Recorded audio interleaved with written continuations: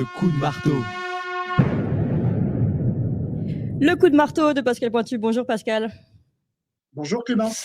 Et bienvenue, dis donc on a une meilleure connexion que la dernière fois, on sent que la tempête s'est un petit peu adoucie chez vous. Vous êtes, je le rappelle, policier à la retraite, ancien vice-président national du mouvement pour la ruralité et vous êtes là justement tous les lundis pour défendre la ruralité à notre micro, c'est très important pour nous.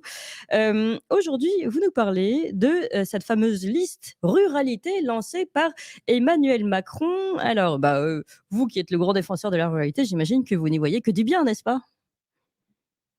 Pas tout à fait, chère Clémence, parce que cette liste, elle n'est pas lancée par Emmanuel Macron, elle est cooptée par Emmanuel Macron, mais lancée par Thierry Coste, le lobbyiste de la Fédération nationale des chasseurs, et par son président, l'emblématique Willy Schran.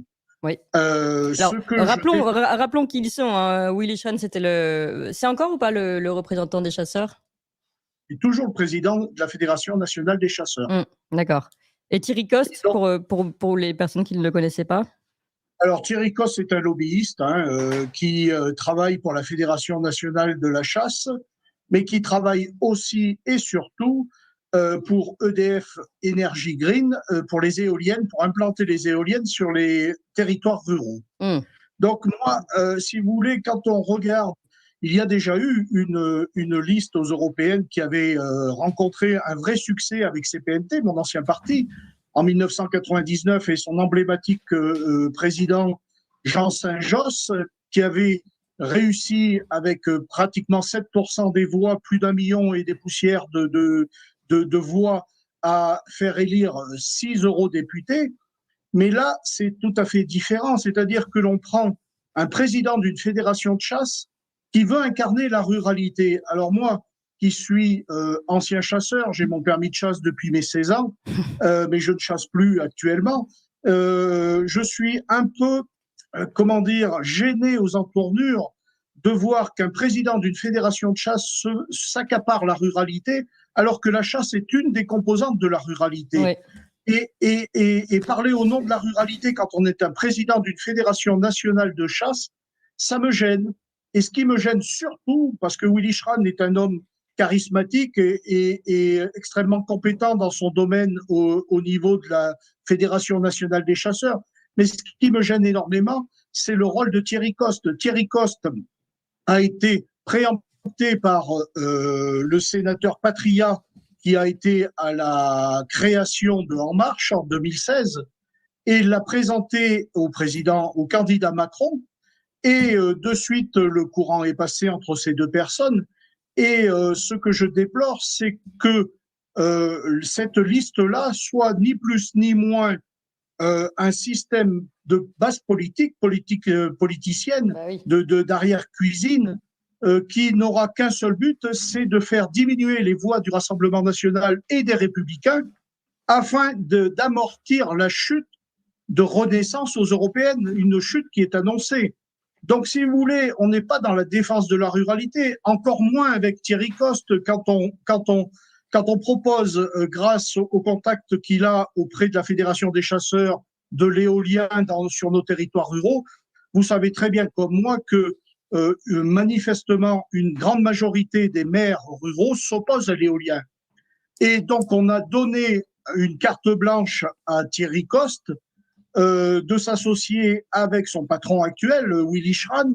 Et je crois que le duo qui est ensuite avec Laurent Jaoul, un maire héroltais, qui est passé avec son père Ferdinand, qui est une tête de figure du Parti socialiste héroltais, qui passe de la gauche à la droite lors des dernières régionales, je crois que les convictions se perdent en quelque sorte. Oui. Et prendre en otage la ruralité pour essayer de minorer la défaite d'Emmanuel Macron aux européennes, c'est un peu insulter les ruraux. Oui, et vous dites que c'est insulté, vous pensez que ça va fonctionner, vous pensez vraiment que les ruraux vont se dire « Oh là là, voilà la ruralité représentée par la Macronie, on va tous foncer et aller voter ».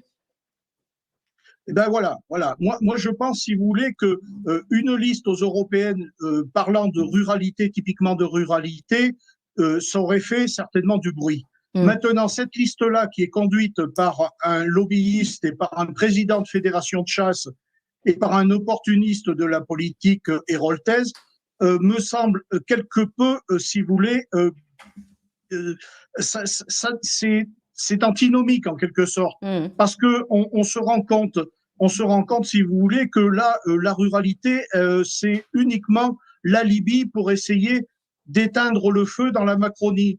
Alors moi, ça me gêne parce que je pense que un président de fédération nationale de chasse n'a pas à s'immiscer dans la politique. Déjà, d'une part, soit il démissionne de sa présidence, et là, il se présente en tant que candidat, puisque moi, je déplore qu'un président d'une fédération nationale de chasse, ça aurait été pareil pour un président de fédération de pêche. Hein.